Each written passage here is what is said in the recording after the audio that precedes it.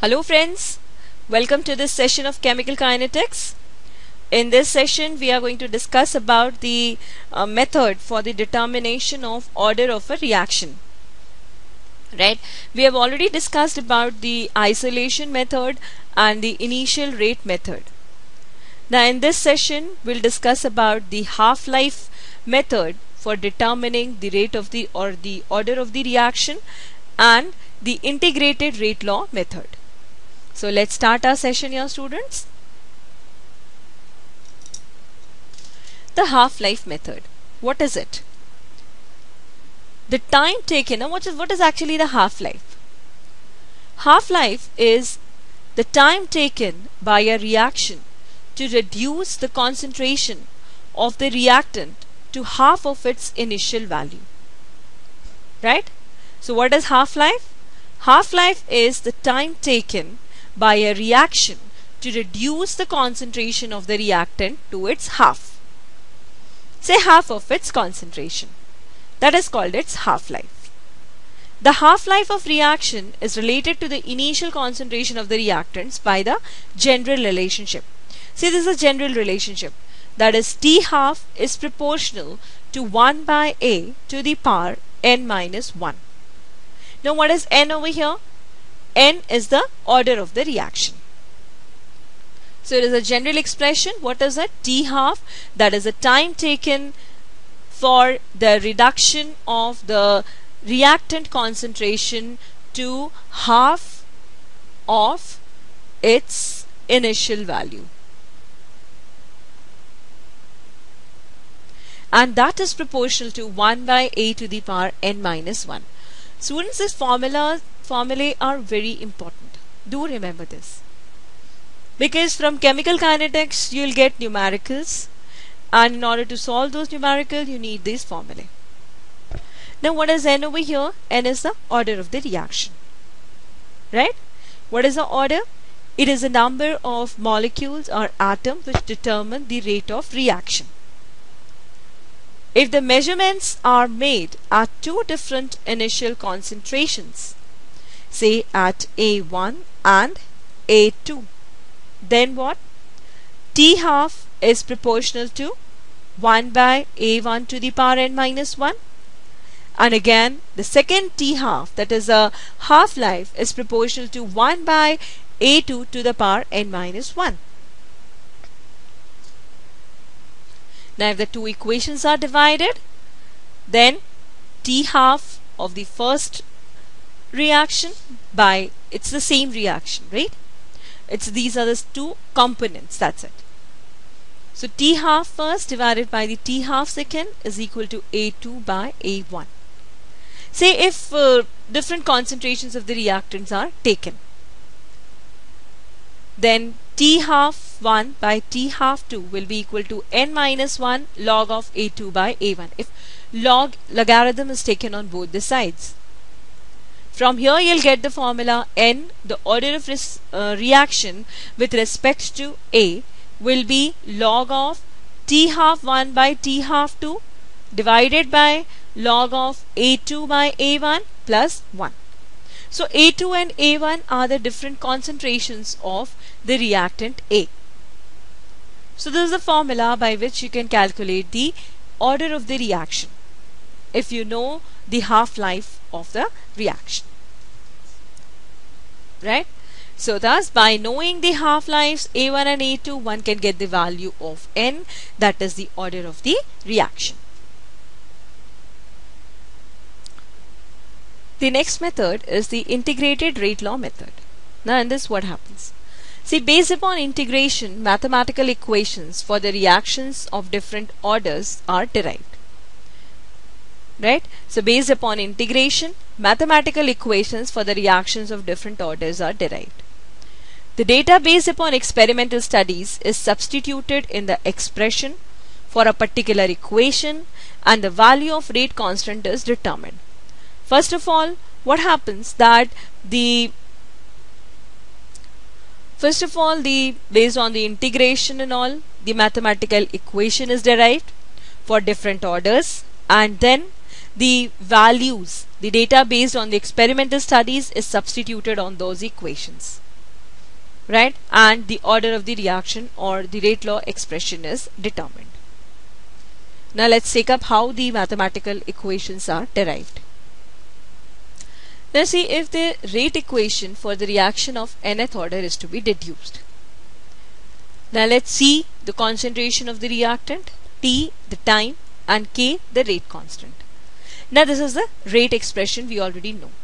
Why it is minus of dC by dt? This is because the concentration of the reactant is decreasing with time.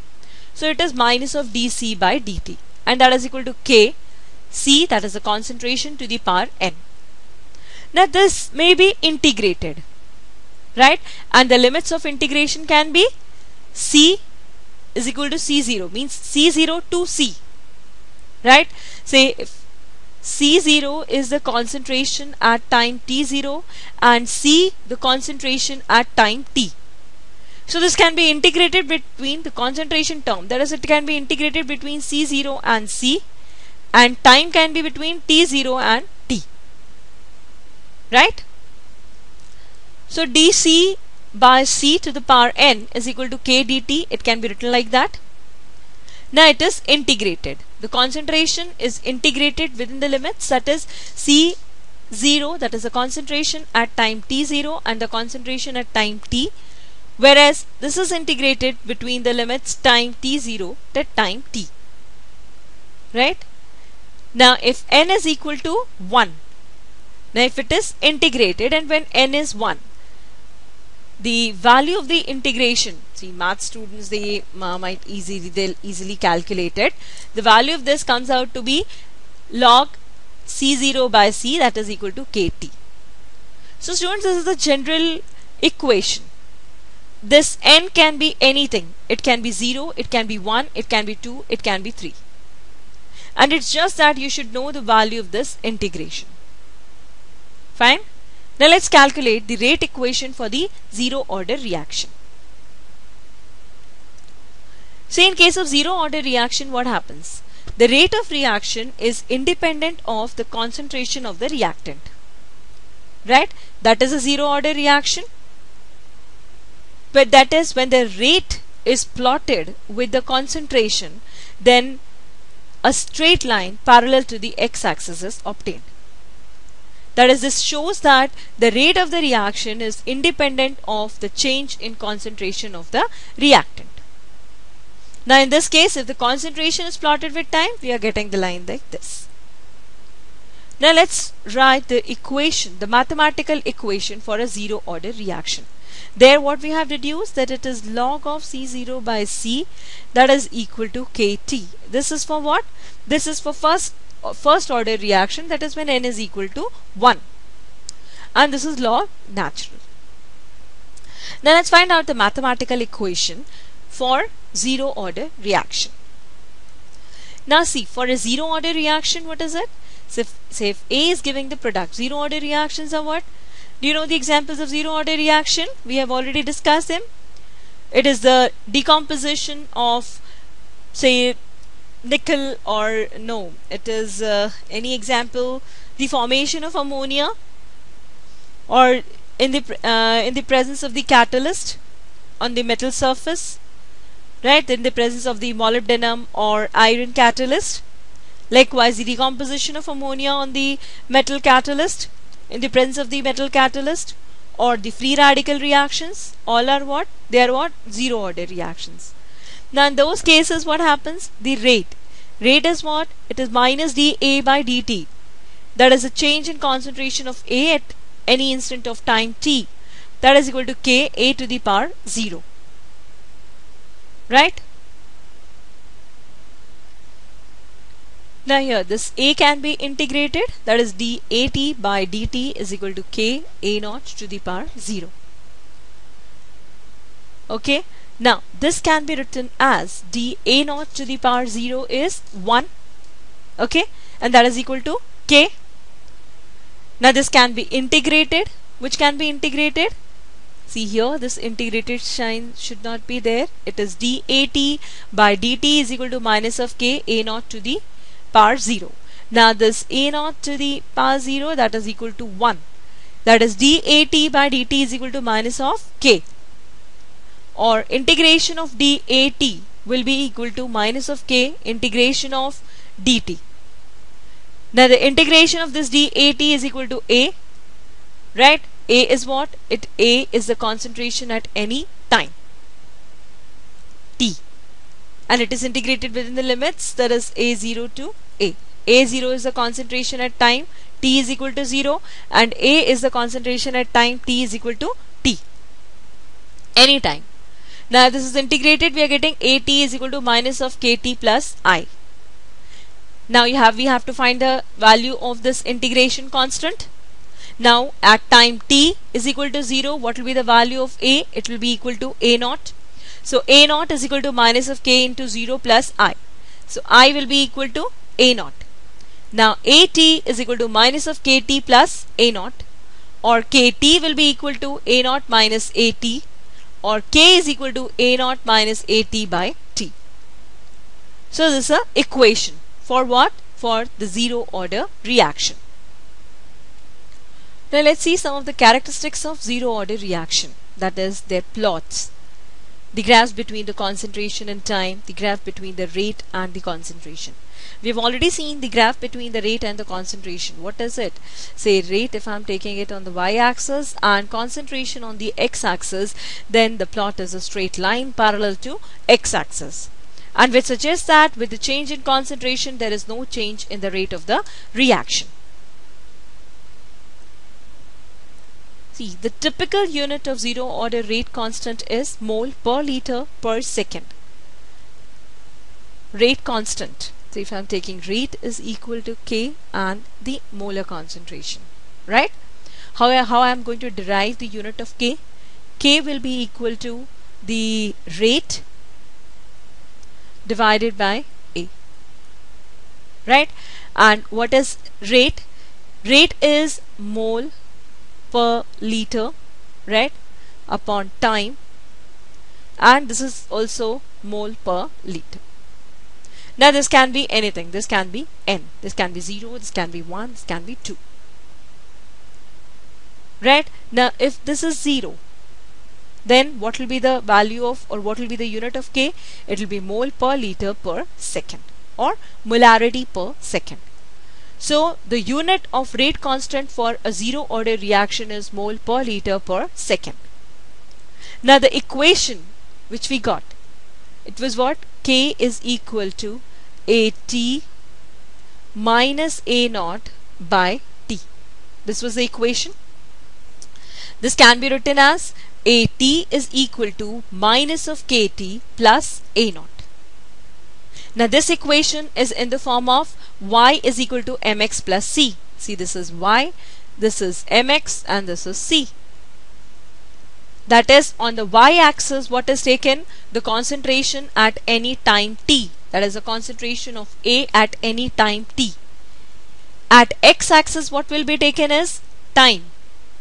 What will be the intercept? The intercept will give the value of the initial concentration, and the slope will be k, and this is minus k. So we are getting the graph like this. Do remember this, students, this plot, the formula, they are very, very important, right? Now if a graph is plotted between the values of log of A and time, we are getting a plot like this. And if it is plotted between 1 by A and time, a plot is obtained like this. So these are few characteristics of zero order reaction. Now let's find out the half-life of a zero order reaction. The half-life time of a zero order reaction, right? There is a lifetime and the half-lifetime. Now what is a lifetime? In this is for the general, and after this we'll find out the half-life period for a zero order reaction, or how to determine it. The time taken by a reaction to proceed to definite stage, that is say 98% completion, is called its lifetime. And what is the half-life time? It is the time required for the completion of 50% of the reaction. Fine? Say if it is completed by 98%, that is what is called as half-life, this lifetime. And the 50% of the reaction, say that is when the concentration of the reactant is reduced to its 50%, then it is half-life time. Now what is the half-life period for a zero order reaction? The half-life period T half of a zero order reaction is, say, K is equal to A naught minus AT by T. We have deduced this expression, right? Now when T is equal to T half, what will be AT equal to? AT will be equal to A naught by 2. Just put the value over here. What you will be getting? So T half will be equal to A naught by 2K. That is, T half depends on the initial concentration of reaction. See, in the case of zero order reaction, the rate of reaction is independent of what? Of concentration of reactant.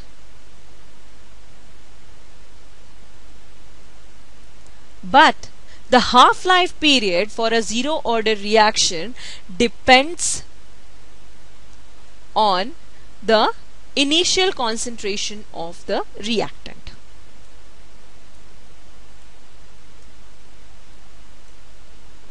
Do remember this expression. This is important. And the graph and the plot for this T half in concentration is a straight line. Whereas the plot for rate of reaction and concentration is like this. Whereas the plot for A and time, the concentration and time goes like this. The slope is K. So these are the different plots for zero order reaction. I hope you have understood this. It's very simple, students. You just have to integrate the various concentrations within the limits, the 0 to the infinity, that is at time t, 0 to any time t, and you'll get the mathematical expression. In your exams you can be provided with the plots also. From the graphs or the plots you are provided, you'll have to find out what is the order of the reaction. Fine. Now let's take up some examples of the zero order reaction. Now let's derive the units of the rate constant for a zero order reaction. What is the relationship between the rate constant and the half-life time for a zero order reaction? It is K is equal to the concentration, that is the initial concentration, divided by 2 into the T half. This we have already deduced, right? Or T half, that is, what is T half? It is the time required for 50% completion of a reaction, or it is the time required for the reduction of concentration of the reactant to its half. Now T half is equal to what? The concentration, that is the initial concentration, divided by 2 into K. Now we can easily reduce the units for K. So K will be equal to, what is the unit of concentration? It is mole per liter, and T, it can be taken as time. Time, it can be either minute inverse or second inverse. So this is the unit for the rate constant, unit of rate constant for zero order reaction. So by just seeing the unit of rate constant, we can find out what is the order of the reaction. Now let's take a few examples of zero order reaction. Though we have discussed, yet I'll revise it again. Say it is the photochemical combination of hydrogen and chlorine at the surface of water in the presence of sunlight. Okay, so this is done on the surface of water, or over the surface of water. And what type of reaction it is? It is a zero order reaction. That is, change in concentration of hydrogen or chlorine is not affecting the rate of reaction. That is, it is a photochemical combination. That is, it is taking place in the presence of sunlight. Now, if a graph is plotted between the rate of reaction and the initial concentration, a graph is obtained like this. It is a straight line parallel to x-axis is obtained. That is, with the decrease in the concentration, there is no change in the rate. Rate is independent of the concentration of the reactants. The next is the thermal decomposition of hydrogen iodide gas on the gold surface. That is, the reaction is taking place on the surface of gold, and gold here is acting as a catalyst. Now, as it is taking place on the surface of this gold, the reaction is of zero order. Now, usually the decomposition of gas on the surface of a metal or catalyst initially is a first order reaction, or it obeys the first order kinetics, and then it follows the zero order kinetics. I'll explain this to you. So here in this case, the rate is independent of the initial concentration of hydrogen iodide. Initial concentration, or rather the concentration of hydrogen iodide. Even if the concentration of hydrogen iodide is increased, the rate remains unaffected. The rate is a constant. The rate of reaction is constant, whatever is the concentration of hydrogen iodide. So I'll elaborate this to you.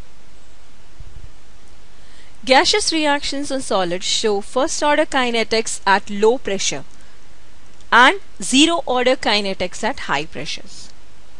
Say there is another example, that is the decomposition of ammonia on platinum or molybdenum surface.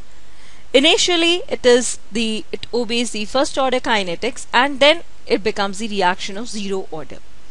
Why it happens so? Say it is taking place on the surface of the solid. Right? Now initially when the pressure is low, means that is when the ammonia adsorbed on the surface is less, the reaction obeys first order kinetics. That is, the rate is directly proportional to the concentration or the pressure. In this case ammonia is a gas, so it is the pressure of the ammonia on the surface.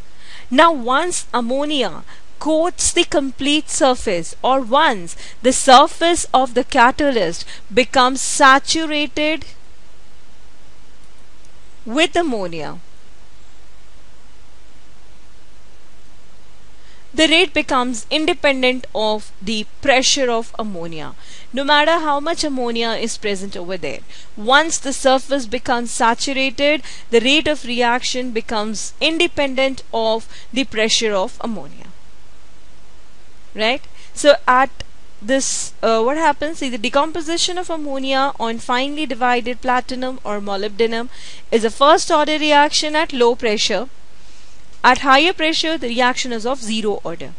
See, the ammonia gas is adsorbed on the surface of this adsorbent, which is here is platinum. So initially the adsorption is less, and slowly the adsorption increases, and the surface of the solid gets saturated with ammonia. Right? The rate of decomposition of ammonia on molybdenum or platinum can be described by the equation. So this is the equation. Rate is equal to K1, that is ammonia concentration, or that is the pressure of ammonia in this case, by 1 plus K2 NH3.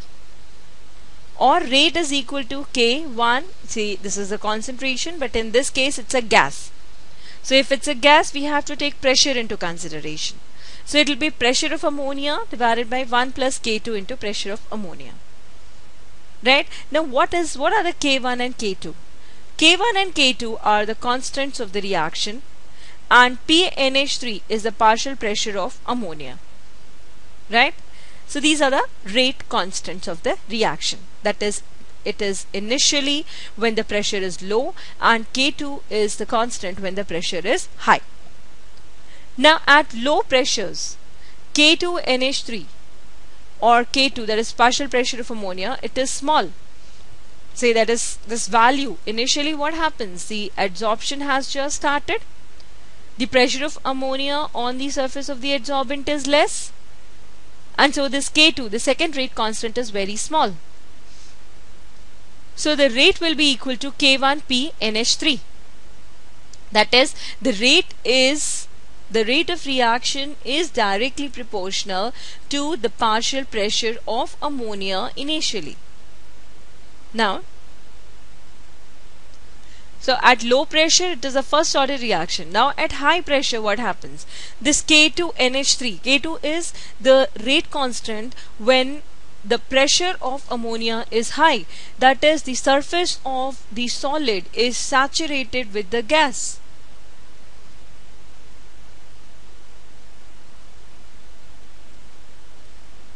Now at that point of time, your rate is equal to K1 by K2, and that is equal to what? Constant.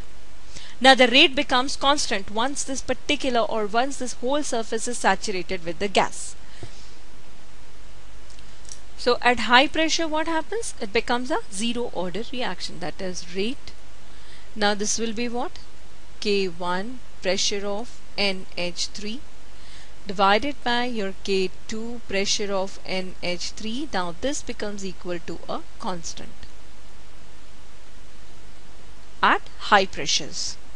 So rate is constant, and the rate law expression would be rate is equal to K NH3. This is the partial pressure of NH3 to the power 0.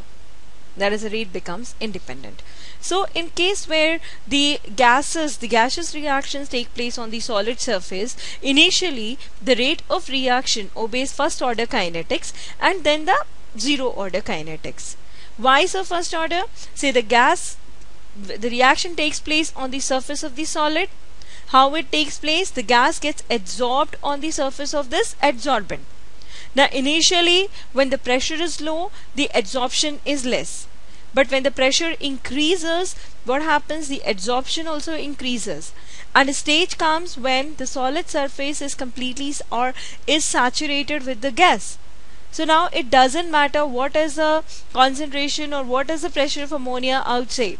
See, even if it increases, it doesn't matter, because the reaction is going to take place on the surface and it is completely saturated. So then the rate of the reaction becomes independent of the concentration of the gas. Right? See, this is the explanation written over here. It's just for your revision part. The rate of a gaseous reaction on the surface of solid is proportional to the fraction of the surface covered by the reactant molecules. See students, this is the way you are going to write the answer. Right? Now at low pressure, so the first point is the rate of gaseous reaction on the surface of solid is proportional to the fraction of the surface covered by the reactant molecules. The second point would be at low pressure, the fraction of the surface covered is directly proportional to the pressure of the gaseous reactant. Obviously, the less is the adsorption increases when the pressure increases. So at low pressure, the fraction of the surface covered is directly proportional to the pressure of the gaseous reactant. So the reaction is first order. Now at high pressure, what happens? The surface of the solid gets completely covered by the molecules, and the reaction rate attains a limiting value. That is the maximum value at which the reaction can proceed, at which the reactants can be converted to the products. So any further increase in the partial pressure of the gaseous reactant has no effect on the rate of reaction, and thus the reaction follows the zero order kinetics. Right? As the reaction here is taking place on the surface of the solid, initially the rate of reaction depends on this is proportional to the fraction of the solid covered. Now at low pressures, the adsorption, that is the adsorption of the gas on the solid surface, depends on the pressure of the gas. But at high pressure, when this complete surface has been saturated with the gas, it becomes independent of the pressure. And also the reaction attains the maximum value. The rate attains the maximum value or the limiting value. That is the rate at which the reactant is converted into the products. So after this, even if we are increasing the pressure of ammonia, or even if the concentration of the gas is being increased, it has no effect on the rate of reaction. Then the reaction obeys the zero order kinetics. So this is about the zero order reactions. That is the reactions in which the rate of the reaction is independent of the concentration of the reactants. So this is all about this session, students. In the next session, we'll be discussing about the integrated rate equation for the first order reaction. Also the units of the rate constant and some examples of it. Thank you students for listening patiently. I hope you have understood this this integrated rate equation for the zero order reaction, and also about whatever concepts I have dealt with. You just go through the text, it will be clear to you. Right? So what is more important here is, students, the application of the formulae. The application is more important. So we'll be also discussing few numericals related to these rate equations. Right? So thank you once again, and do have a nice time ahead.